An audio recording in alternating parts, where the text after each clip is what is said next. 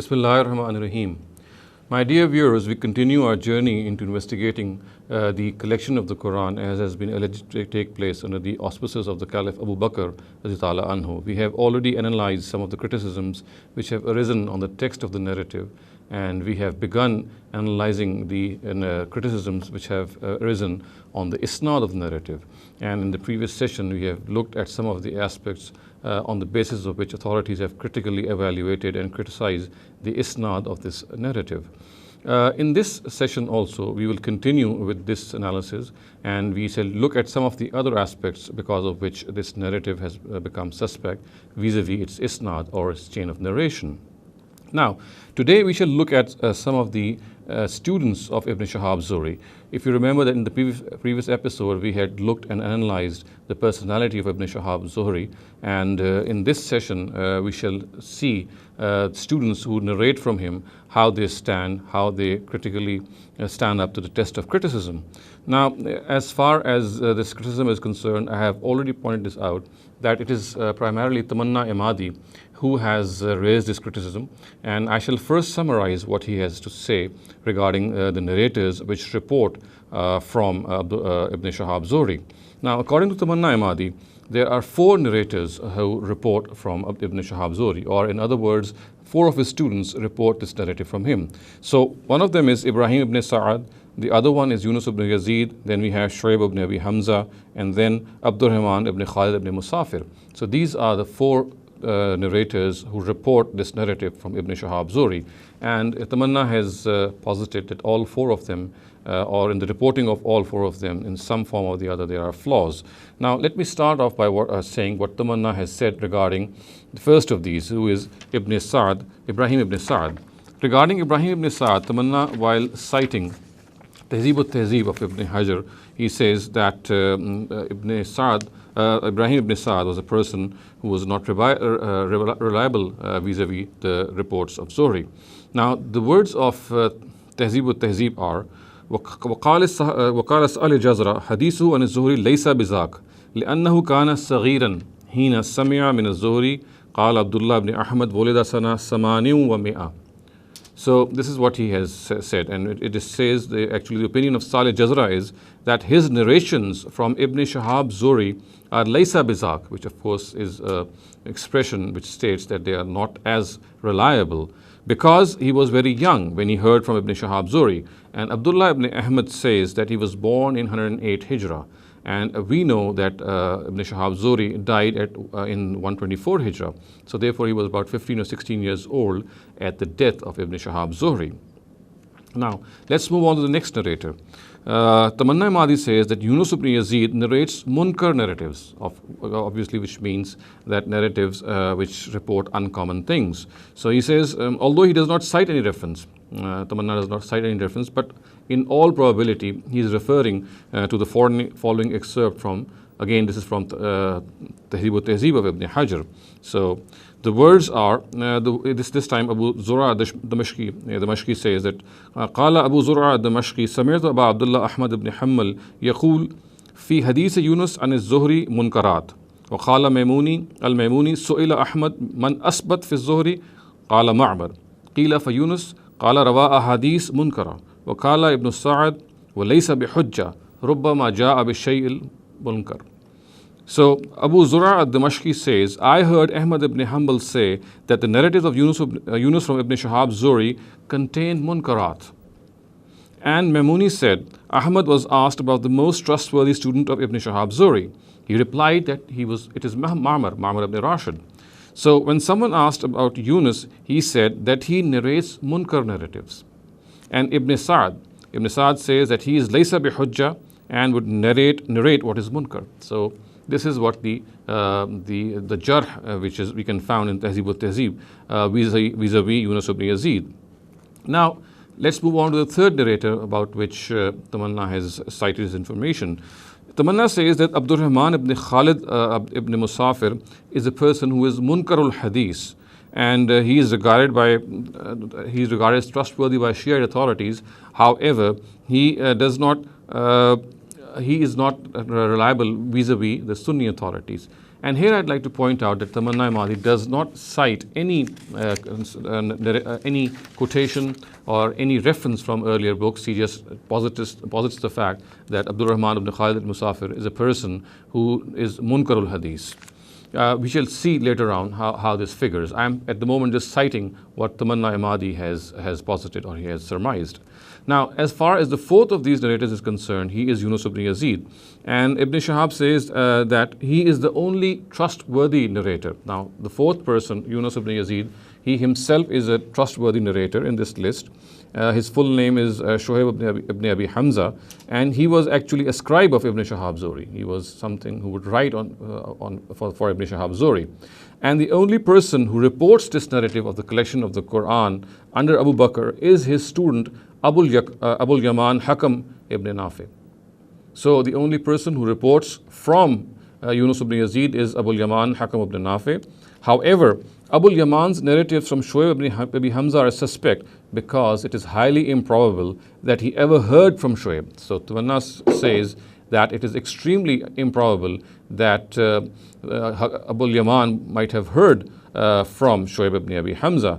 And the reason he says is that Shoaib died in 162 Hijrah, and Abul Yaman, according to some authorities, including Imam Bukhari, died in 222 Hijrah, which in other words would mean that 60 years separate their deaths. And in the presence of this data, Tamanna says that it is highly improbable that Abul Yaman would have heard from Shoaib.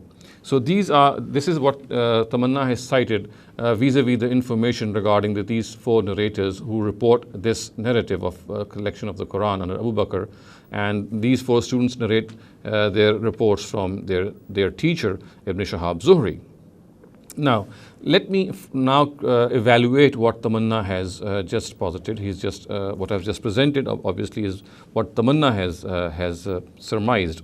First of all, it needs to be understood that Tamanna has faltered in this by he has not actually comprehensively stated all the students which report this narrative from Ibn Shihab Zuhri. And in my own evaluation, in my own analysis, I have found that there are not 4 but 8 students of Ibn Shihab Zuhri who report this narrative.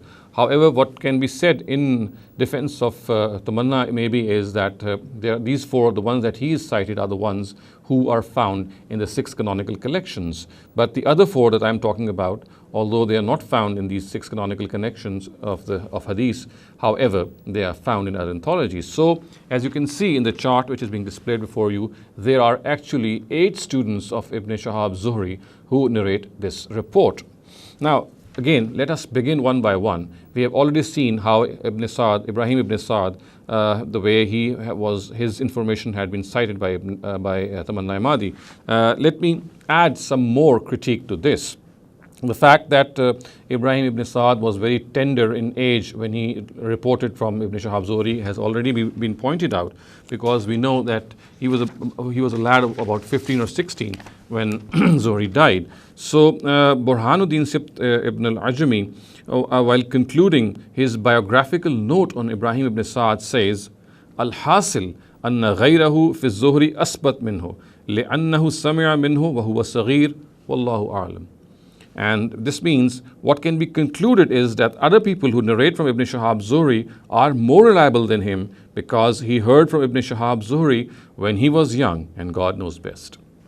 So this is what we find regarding Ibrahim ibn Sa'd. Another note which needs to be understood here perhaps is what Ibn Adi has recorded in his Al-Kamil fi al-Du'afa. Now his words are, حدثنا زكريا بن يحيى الساجي حدثنا أحمد بن حنبل الحماني قال رأيت إبراهيم بن سعد عند الشريك فقال يا أبا عبد الله معي حديث تحدثني قال أجدني كسلا قال فأقرأها عليك قال ثم تقول ماذا قال حدثني شريك قال إذن تكسب. So this is what has been recorded by Ibn Adi in his Al-Kamil fi Zu'afa. And the simple translation of this would be that As-Saji reported to us that Al-Himani reported to us, once I saw Ibrahim ibn Sa'd in the company of Sharik ibn Abdullah. Ibrahim said to him, O Abu Abdullah, I have with me your narratives. Will you read them out to me? And Sharik in response replied, I am feeling tired. Ibrahim said, then should I read them out to you? Sharik replied, then in what manner will you report these? In what manner would you tell people that you have heard these? Ibrahim said, Sharik narrated them to me. So at this, Sharik remarked, in that case you would be lying, because this obviously was not the case. So these are the comments that we find regarding Ibrahim ibn Sa'd. So viewers, let's move on to Yunus ibn Yazid. He is the next person about whom Tamanna Ahmadi has cited that he reports munkar narratives. And in this regard, let me add some more information which has been cited by Ibn Abi Hatim in his Al-Jarh wa Ta'dil. And I'm going to read from in between, and I'm going to cite from Muqatil ibn Muhammad. So Muqatil ibn Muhammad, the words are, قال سمعت وقيا يقول لقيت يونس بن يزيد الأيلي وذاكرته بأحاديث الزهري المعروفة وجهدت أن يقيم لي حديثا فما أقامه. Which means that Muqatil ibn Muhammad said, I heard Waqi saying, I met Yunus ibn Yazid al-Aili and discussed with him well-known narratives of Ibn Shihab Zuhri, and I tried that he should at least report one narrative correctly, but he was not able to. So this is what has been reported regarding Yunus ibn Yazid. Now, another thing that I'd like to point out here is an excerpt from Hafiz Mizzi's Tahzib al-Kamal, and we shall see how Yunus ibn Yazid is further impugned here. So the words here are, قال أبو بكر الأسرم أنكر أبو عبد الله على يونس وقال كان يجي عن سعيد بأشياء ليس من حديث سعيد وضعف أمر يونس وقال لم يكن يعرف الحديث وكان يكتب أرى أول الكتاب فينقطع الكلام فيكون أوله عن سعيد وبعضة عن زهري فيشتبه عليه. قال أبو عبد الله ويونس يروي أحاديث من رأي الزهري يجعلها عن سعيد من رأي الزهري يجعلها عن سعيد. قال أبو عبد الله يونس كثير الخطأ عن الزهري وأقيل أقل خطأ منه. وقال أبو زرع الدمشقي سمعت أبا عبد الله أحمد بن حنبل يقول في حديث يونس بن يزيد منكرات عن الزهري. So here we find Hafiz Mizzi in his Tahzib al-Kamal citing this information regarding Yunus ibn Yazid. A simple translation of this would be that Abu Bakr al-Asram said, Abu Abdullah Ahmad ibn Hanbal objected to Yunus and said, he wrongly attributes things to Sayyid ibn al-Musayyib. And Ahmad ibn Hanbal did not regard him as reliable. Za'afa amra Yunus are the words. And he said, he does not know hadith. Lam yakun yarif al-hadith. And he would write the first part of the book directly from Sayyid and then end the discourse and write other parts from Sayyid on the authority or through the authority of Ibn Shihab Zuhri, and later would not be able to tell which parts were written directly and which parts through Ibn Shihab Zuhri. And Ahmad ibn Hanbal further said, Yunus would report narratives which would contain the view of Ibn Shihab and would attribute this view to Sayyid ibn Musayyib, and said that Yunus makes many errors when he narrates from Ibn Shihab Zuhri, and Uqail would make lesser errors than him.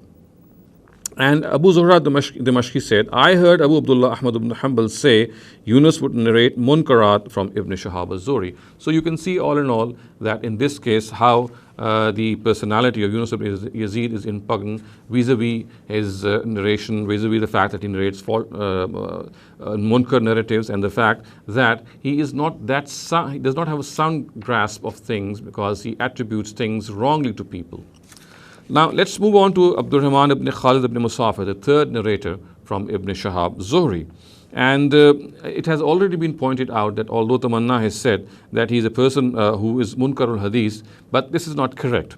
Although he's a person about whom we say, as I said, that As-Saji has said that he is regarded to be a truthful person by authorities, but he narrates manakir. Now, this is recorded by Ibn Hajar in his Tahzib al-Tahzib.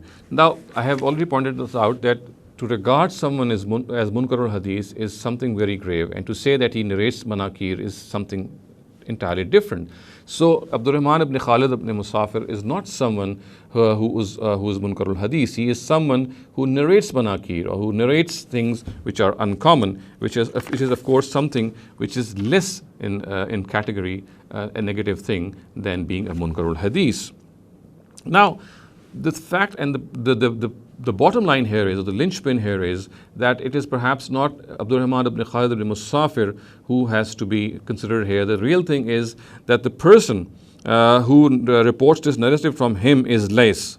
And from Lays, the person reports is Abdullah ibn Saleh. Now, Abdullah ibn Saleh is a person who is extremely suspect. And I'm now going to read out information regarding Abdullah ibn Saleh and trying to divulge the fact that he is the person about whom we have to remain careful. So, Az-Zahabi in his Mizan al-I'tidal says about Abdullah ibn Saleh, the lahu manakir, that he narrates uncommon things. And then Al-Uqayli records that Abu Abdullah Ahmed ibn Hanbal asked his father about Abdullah ibn Saleh, who replied that initially he was trustworthy, but later he became dubious, and that he is laysa huwa bishay. And at another instance, Abdullah ibn Ahmad says that his father mentioned, his father of course is Ahmad ibn Hanbal, he mentioned that Abdullah ibn Saleh and then censured him and expressed his disgust at him. The words are zammahu wa karihahu, and said that he narrated a book or narratives from Lays, who narrated them from Ibn Abi Zayd. However, Ahmad denied that Lays narrated anything from Ibn Abi Zayd.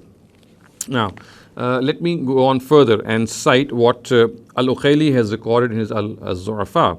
Az-Zu'afa al-Kabir obviously is the reference. So Ibn Hibban says that he is Munkarul Hadith in the extreme sense, Munkarul Hadith jiddan, and he would narrate things from trustworthy people which would not sound as theirs. While explaining the reason of this for the existence of manakir in his narratives, Ibn Hibban goes on to say that he had a neighbor who was an evil person, and that is Ibn Hibban, heard Ibn Khuzaymah say that this person would fabricate narratives from Abdullah ibn Saleh. He would write these narratives in a handwriting which would resemble that of Abdullah ibn Saleh, and he would throw these pieces of paper on which it was written in his house among his books. So Abdullah, thinking that it was his handwriting, he would take these pieces and would narrate the narratives written on these pieces of paper. So one can see, viewers, how Abdullah ibn Saleh is regarded to be trustworthy by authorities. So this information has been cited by Ibn Hibban in his Al-Majruhin. Now, according to Nasai, he is laysa bisiqa. In other words, Abdullah ibn Saleh is laysa bisiqa in the opinion of Imam Nasai, which means that he is not reliable. This opinion has been recorded by Imam Nasai in his Al-Zu'afa. Now, Hafiz Mizzi records that when Abdul Mumin ibn Khalaf al-Nasai asked Salih ibn Muhammad about him, he replied that though Yahya ibn Ma'in regards him to be trustworthy, to him, in his own opinion, he lies in hadith. The words are yaksibu fil hadith. In the opinion of Ahmad ibn Saleh, he is muttahimun laysa bishay, which again is a very strong word of impugnment vis-a-vis Abdullah ibn Saleh. And then we move forward and we find that Hafiz Zahabi has recorded in his Mizan al-I'tidal that Ali ibn Madini said that he had not narrated anything from Abdullah ibn Saleh. Now, obviously, when Ali ibn Madini says that he has not narrated anything from Abdullah ibn Saleh, this means something, that he has not considered him to be reliable enough to narrate from him.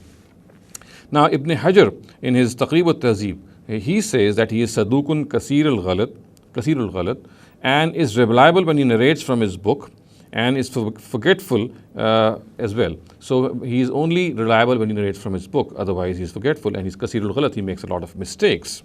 So this is the information regarding Abdullah ibn Saleh, and we know that he is the person who figures in the chain of Abdul Rahman ibn Khalid ibn Musafir. So let us move on to the fourth narrator, about whom Tamanna Ahmadi has said that he is the fourth student of Ibn Shihab Zuhri. About him, the fact is that although he himself is a sound narrator, but the person who reports from him is Abul Yaman Hakam ibn Nafi, and Tamanna, as we will recall, had said that it is highly improbable that he would have heard from his teacher, because 60 years separate their deaths. And the information that we want to come for face to face with now also, to a great extent, corroborates what Tamanna had earlier said. Now, in this regard, let me just narrate to you before I go ahead what Ahmad ibn Hanbal has, or in other words, what Hafiz Mizzi has recorded in his Tahzib al-Kamal. And Hafiz Mizzi, while recording this information in his Tahzib al-Kamal, writes وقال محمد بن جعفر الراشدي عن أبي بكر الأسرم سمعت أبا عبد الله وسئل عن أبي اليمان وكان الذي سأله عنه قد سمع منه فقال له أي شيء تنبش على نفسك ثم قال أبو عبد الله هو يقول أخبرنا شعيب واستحل ذلك بشيء عجيب. قال أبو عبد الله كان عمرو شعيب في الحديث عسرا جدا وكان علي بن عياش سمع منه وذكر قصة لأهل حمص أراها أنهم سألوه أن يأذن لهم أن يرووه عنه فقال لهم لا ترووه هذه الأحاديث عني. قال أبو عبد الله ثم كلموه وحذر ذلك أبو اليمان فقال لهم ارووا تلك الأحاديث عني. قلت لأبي عبد الله مناولة؟ فقال لو كان مناولة كان لم يعطهم كتبا ولا شيئا إنما سمع هذا فقط. فقال ابن شعيب يقول إن أبا اليمان جاءني فأخذ كتب شعيب مني بعد وهو يقول أخبرنا فكأنه استحل ذلك بأن سمع شعيبا يقول لقوم ارووه عني. I'll just translate this slightly difficult passage for you because it sheds light on how Abu Yaman Hakam ibn Nafi perhaps has not even heard from Shu'aib ibn Abi Hamza. Now this excerpt, as I said, is from Tehzib al-Kamal of Hafiz Mizzi. So Muhammad ibn Ja'far al-Rashidi reports from Abu Bakr al-Asram, I heard Abu Abdullah Ahmed ibn Hanbal and he had been asked about Abu Yaman, and he who had been asked about him, about Abu Yaman, had also heard from Abu Yaman. In response to the question, what is that digs at your soul? Abu Abdullah remarked, he, Abu Yaman, would say, Shu'aib has informed us, and would justify this statement in a strange manner. Abu Abdullah continued, Shu'aib was very strict in matters of hadith, and Ali ibn Ayyash has heard from him and mentioned an incident with the people of Hims, which I believe is that they asked Shu'aib to permit them to narrate from him. He told them, do not narrate these ahadith from me. Abu Abdullah continued, then they conversed with him, and Abu Yaman was present at that time. Shu'aib then told them, you can now narrate these ahadith from me. Now I asked Abu Abdullah, was this of the nature of munawala? He replied, had it been munawala, he would have given them his books, but he did not give these or anything else. And Abu Yaman only heard these words, you can now narrate these ahadith from me.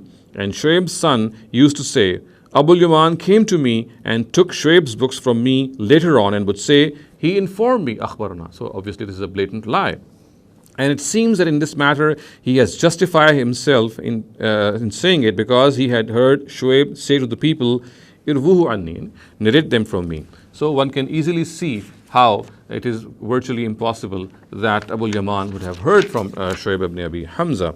It is also evident that he did not even hear from Shu'aib's son, who had heard from Shu'aib, because even Abu Yaman's own version supports Ibn Shu'aib's statement referred to above. And the statement is, وقال أبو زرع الدمشقي أن أبي اليمان كان شعيب ابن أبي حمزة عاصرا في الحديث فدخلنا عليه حين حضرت الوفاة فقال هذه كتبي وقد صححتها فمن أراد أن يأخذها فليأخذها ومن أراد أن يعرض فليعرض ومن أراد أن يسمعها من ابني فليسمعها فإنه قد سمعها مني. So this is again something from Hafiz Mizzi's Tehzib al-Kamal. So Abu Zur'a al-Dimashqi narrates from Abu Yaman, Shu'aib ibn Abi Hamza was very strict in matters of hadith. We came to him when he was dying. At his deathbed they came to him. He said, these are my books and I have corrected them. He who wants to take them can take them, and he who wants to read them to me, can do so. And he wants to hear them from my son can do so, because my son has heard them from me. So all in all, viewers, we can clearly see that in this regard, Abu Yaman it's very unlikely that he would actually have heard from Shu'aib ibn Abi Hamza. So this is the story which we conclude regarding the fourth of these narrators. Now, remember, as I pointed out earlier, that there are four more narrators who report this narrative. And Tamanna has erred in this regard. He has erroneously concluded that there are just four narrators. Actually, there are 8 of them. And the other 4, let me point out who they are and how their narratives or where their narratives can be found. So the first of these 4 are Ma'mar ibn Rashid, and his narrative is recorded by Abu Ubaid in his Fazail al-Quran. And then we have another person who is Ibrahim ibn Ismail, and his narrative is recorded in the Musannaf of Ibn Abi Shayba, and obviously he is the person who records his narrative. Then the third of these is Sufyan ibn Uyayna, and Sufyan ibn Uyayna, his narrative is recorded by Imam Ahmed ibn Hanbal in his Fazail al-Sahaba. So we can see that this is the third person which Tamanna Madi has missed out. And the fourth of these is Ubaidullah ibn Abi Ziyad. Now, Darqutni, without stating the narrative, has mentioned that Ubaidullah ibn Abi Ziyad has reported this narrative from Az-Zuhri. So this has been recorded by Darqutni in his Al-Ilal Al-Warida fil Ahadith Al-Nabawiyya. So these are the four narrators which, besides the ones which Tamanna has pointed out, besides the four previous ones which we have just discussed, these are four additional narrators which also report this narrative from Ibn Shihab Zuhri. Now, viewers, you can see from the chart which is being displayed before you how all these 8 narrators can be summed up comprehensively. And in this comprehensive chart, we find that these are 8 of these people, 8 narrators or 8 students of Ibn Shihab Zuhri who report this narrative. Now, let me analyze each of these 4 additional narrators which I have just pointed out. As you can see, the 4 previous ones have already been impugned. We have already seen the jar which is recorded in various hadith books vis-a-vis their personalities or the chain of narration in which they are found. Now we'll go ahead to these 4 additional narrators about whom I have it has come to my knowledge, and I have searched and found out that there are these 4 more narrators as well who are the students of Ibn Shihab Zuhri. So, as far as Ma'mar ibn Rashid is concerned, his narrative is recorded by Ibn al-Jawzi in his Al-Muntazam, and the person who is extremely unreliable in this narrative is Al-Waqidi. Now, Al-Waqidi is found in the narrative of Ma'mar. Although Ma'mar himself is someone who is reliable, but Ma'mar's narrative is also reported. Ma'mar's narrative is reported by obviously Al-Waqidi is found in his chain, and then another chain of narration in which this narrative is reported by Lays, and from Lays it is reported by Abdullah ibn Saleh. And as far as Abdullah ibn Saleh is concerned, I have already read out the jarrah on him. But now I'm going to read out the jarrah on Waqidi, because he is also found in the chain of narration which originates from Ma'mar ibn Rashid. So, regarding Al-Waqidi, we found that Al-Bukhari says that he is matrukul hadith. Now, a person who is matrukul hadith is a person who lies, who is a liar. So, therefore, his narratives are regarded to be matruk. They have to be abandoned. So, Waqidi is a person who is matrukul hadith. Nisai also says that he is matrukul hadith. Ibn Hajar also says that he is matruk. And Al-Mizzi records that in the opinion of Imam Muslim, he is matrukul hadith. So, viewers, we can see so many authorities regarding to be matrukul hadith, a person who lies in matters of hadith, which obviously has made him a person who has to be abandoned. And Abu Ahmad al-Hakim says that he is zahibul hadith. And Ishaq ibn Rahawayh also regards him to be a forger of hadith. And he is a person who yada'ul hadith, who is a person who forges, who concocts, who fabricates narratives. Ibn Hibban records that Ahmed has declared him to be a liar, and that Yahya ibn Ma'in regards him to be laysa bishai, and that Ali ibn Abi al-Madini says that he would forge narratives, he would concoct, he would fabricate narratives. Az-Zahabi records that in the opinion of Al-Darqutni, fihi zurf, and that Ibn Adi says that his narratives are not safe. Now, we can see that Ma'mar ibn Rashid, although he himself is trustworthy, but the person who narrates from him, the 2 chains that come out from him, one of them has Abdullah ibn Saleh, about whom we have just seen how his personality is suspect, and the other is Al-Waqidi. Now, let's move on to Ibrahim ibn Ismail. Regarding Ibrahim ibn Ismail, we see that he is also a very weak narrator. So, Imam Bukhari records that he falters a lot in narrating from Ibn Shihab Zuhri. And the words are Kasir al-Waham al-Zuhri. And according to Zahabi, Nasai has regarded him to be weak. Za'afahu Nasai. And this has been recorded by Zahabi in his Mizan al-I'tidal.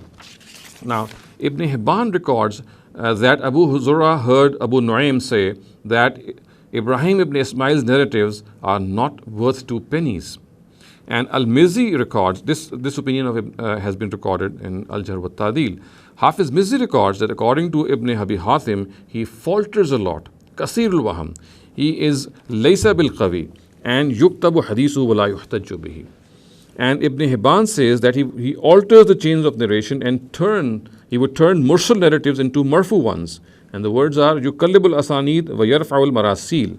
This has been recorded by Ibn Hibban in his Al-Majruhin. Now, Ibn Hajar says that he is Za'if in his Taqrib al-Tahzib, and he also records that Al-Hakim Abu Ahmad says that he is regarded as Laysa bil-Mateen by authorities, and that according to Abu Dawud, he is Za'if and Matruk al-Hadith. This has been recorded by Ibn Hajar in his Tahzib al-Tahzib. Now, the third narrator in this regard, the third additional one, is Sufyan ibn Uyayna. And Sufyan is well known for his tadlis, and we've already seen in this last session what tadlis is. And he is regarded to be among the mudallisin by Ibn Hajar in his Tabaqat al-Mudallisin. Two people now narrate from Sufyan ibn Uyayna. Now, one of them is Ibrahim ibn Bashar al-Ramadi, and the other one is Abbas ibn Muhammad al-Abdus. According to Nisai, Ibrahim ibn Bashar al-Ramadi is Laysa bil-Qawi. This is recorded by Nisai in his Az-Zurafa. And according to Bukhari, he would keep faltering. Yahimu fi shay ba'da shay. So this is recorded by Al-Bukhari in his Tarikh al-Kabir. And Az-Zahabi's opinion about him is Laysa bil mateen. This has been recorded by Zahabi in his Mizan al-I'tidal. He says Laysa bil mutqin wa lahu manakir. That he is not reliable and that he cites things which are uncommon. Okay. Al-Mizzi has already also records that Abdullah ibn Ahmed ibn Hanbal heard from his father Ahmed ibn Hanbal that Ibrahim and he would go to Sufyan ibn Uyayna, and later Ibrahim would dictate to people what he had heard from Sufyan, and at times he would dictate to them what he had not heard from him. He would dictate to them what he had not heard from him, and one day Ahmad ibn Hanbal actually scolded him and censured him for dictating to others what he had not heard. Muawiyah ibn Salih says that when he asked Yahya ibn Ma'in about him, he remarked that he is laysa bishay, and he would not write anything from Sufyan, and that he had never seen a pen in his hand, and he would dictate to people from Sufyan what Sufyan never said. So this is what Hafiz Mizzi has recorded in his Tahzib al-Kamal. Now, on the other hand, Abbas ibn Muhammad al-Abdus, who also narrates from Sufyan ibn Uyayna, he is a majhul person. No one mentions Al-Abdus as a student of Sufyan ibn Uyayna. So he's virtually an unknown person. And for this, we can look up various authorities like, for example, Tahzib al-Kamal. We can see Tazkirat al-Hufaz, Tahzib al-Tahzib, Tarikh al-Baghdad. None of them record no one mentions him to be a student of Sufyan ibn Uyayna. Also, we have no Jar or Ta'dil available on Dawud ibn Sulaiman ibn Sabit, who is the teacher of Aslam ibn Sahal al-Wasiti and the pupil of Abdus. So let's come to the fourth and final narrator in this regard, and he is Ubaidullah ibn Abi Ziyad. We have just seen how Sufyan ibn Uyayna and people who narrate from him are impugned. Now we move on to Ubaidullah ibn Ziyad. Now about Ubaidullah ibn Ziyad, Al-Mizzi records that in the opinion of Zuhli, Ubaidullah ibn Abi Ziyad and Ishaq ibn Yahya al-Awsi are Majhulul Ain students of Ibn Shihab Zuhri. The only person to report Ibn Shihab's narratives from Ubaidullah is his grandson Al-Hajjaj ibn Mani. We know a Majhulul Ain is a person from whom only one person narrates. So this is what has been said regarding Ubaidullah ibn Ziyad. So viewers, we can sum up by saying that all these 8 narrators which report this narrative from Ibn Shihab Zuhri, either they themselves are unreliable or people who report from them are unreliable. All in all, we can summarize and say that all these 8 chains of narrations which emerge from Ibn Shihab Zuhri have some flaw or the other. So we now come to the end of this discussion regarding the criticism on the chain of narration of this narrative, and we have seen clearly that this narrative is munqata, is highly probable that it is munqata. We have also seen how Ubaid ibn Sabbaq has been regarded as a person who is not very well known. We've also seen the personality of Ibn Shihab Zuhri. We have seen the other side of Ibn Shihab Zuhri and seen how his personality is afflicted by blemishes like irsal, tadlis, idraj, and also reporting various discrepancies.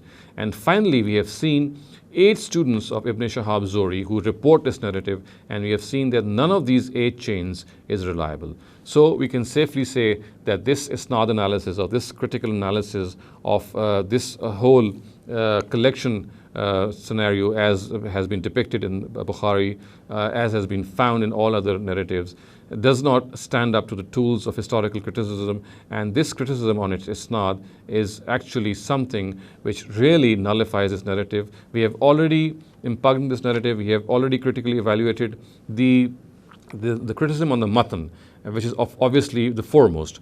But in the presence of this matan criticism, this additional criticism on the isnad also further weakens the case of this narrative. أقول قولي هذا واستغفر الله لي ولكم ولسائر المسلمين والمسلمات.